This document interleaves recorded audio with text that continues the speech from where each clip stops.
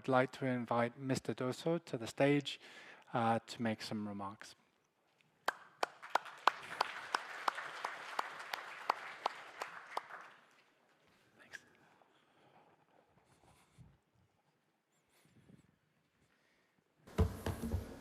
Thank you so much, Daniel. I saw the interpreter box, so that means I can speak in French. But no problem, I speak in English, don't worry. But bear with me so that you hear English, but you hear also a French accent. Okay?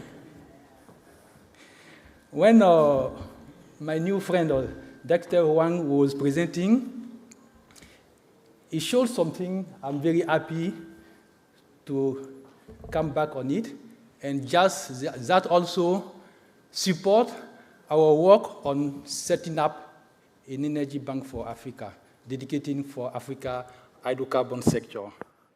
He was saying that easy to process African crudes enjoy preference from refinery in Europe. But why are we not doing everything to have refinery on our Grand Africa so that we create more jobs? Because bringing refinery or bringing crude in Europe or other side outside Africa is creating jobs there also. But we can add value here, but I'm sure those who are financing such refinery are not going to put their money. So we need our money to do so. So this is one thing we are very, very committed to establish this energy bank. I'm in charge to talk about later. I wanted to make a painting of the situation, but the speakers before me do perfectly the painting of Africa situation, hydrocarbon industry, we are net importer, all those things, a sad situation, so I'm not going to go through that again. So just a history matter, as the Excellency Secretary General of FAO explained also, our ambition is to develop this sector of hydrocarbon, and the financing need is to have our own capability in terms of financing sector. So before this project of Africa Energy Bank, APO used to have his APO fund and reform it to Africa Energy Investment Corporation, and with a capital of $1 billion. And we approached Afrexim Bank to assist us to raise funds from member country and any other investor. And after 1 year working with Afrexim Bank closely, they approached and they made the proposal of partnering with APO to establish another kind of bank, bigger, which can have a big impact on the sector. The minister approved this project, and this project we started discussing, negotiating with Afrexim Bank since May last year, 2022, for agreeing on the term of establishing the Africa Energy Bank.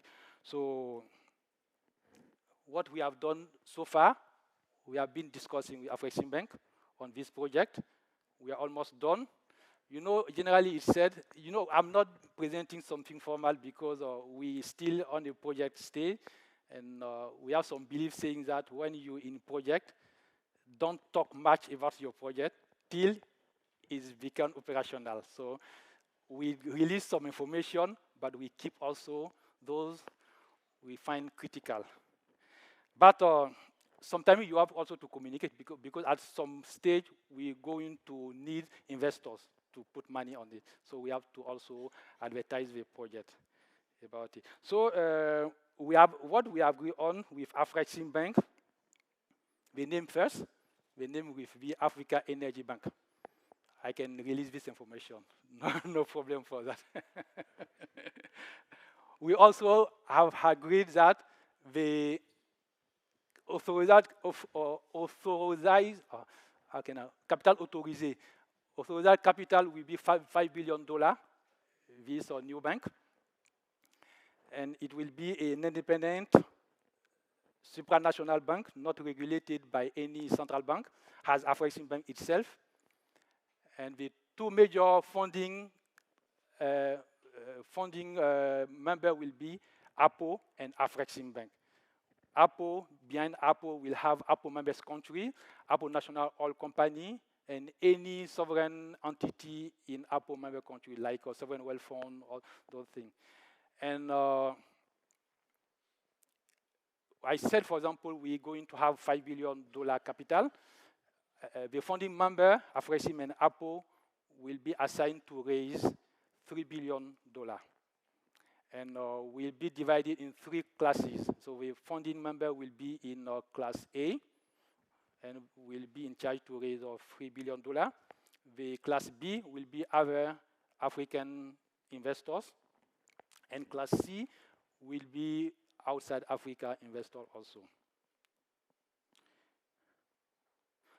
What else can I share with you? As Excellency Apo SGC also, we're expecting to have the final document, establishment document, the treaty, establishment treaty, signed during APO ministerial meeting, which is scheduled to be held 2nd November in Cotonou. And Afreximbank is expected to be there also to sign the funding document. And after that, we approach all the countries to sign the document and ratify. The minimum country to ratify the establishment treaty is 2 countries. After that, we'll be able to be operational, but we also be in parallel in the process of fundraising from member countries, from any other investor also. And the target start of the target start of operation date will be by end of Q2 of next year.